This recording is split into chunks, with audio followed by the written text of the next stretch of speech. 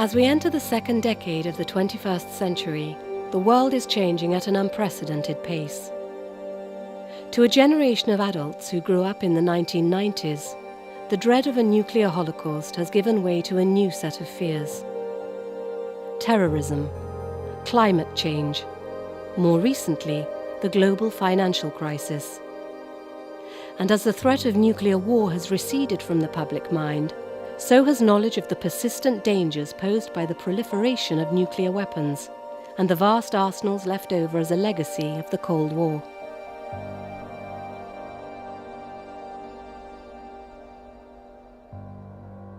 I'm sure there are hundreds. I have absolutely no idea about that. Really. I couldn't say 1,000. I'd say there are quite a lot that we don't know about, and some that we do. About 30, 40, I don't know. There are over 22,000 nuclear weapons in the world, the majority held by the United States and Russia. These range from so-called tactical nuclear weapons to H-bombs, with individual destructive power equal to over 3,000 times the bomb that destroyed Hiroshima.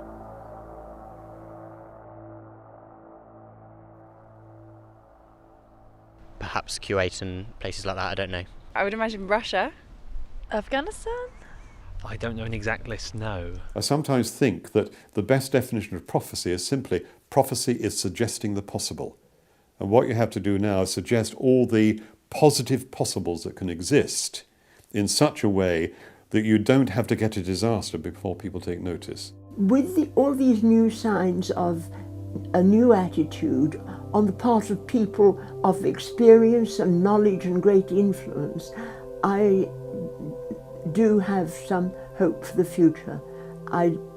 We have to have hope for the future, but I think now it is not unrealistic. I think a future in which there's improved communication between people. Yeah, a world in peace where countries aren't fighting with each other, they don't have to threaten. The outdated posturing and power posturing between states is replaced by people having constructive dialogue. I'd like to see the West take some responsibility and make the first steps of getting rid of some of their nuclear weapons. And yeah, just to see countries setting that example. I would wish that people could live lives with hope.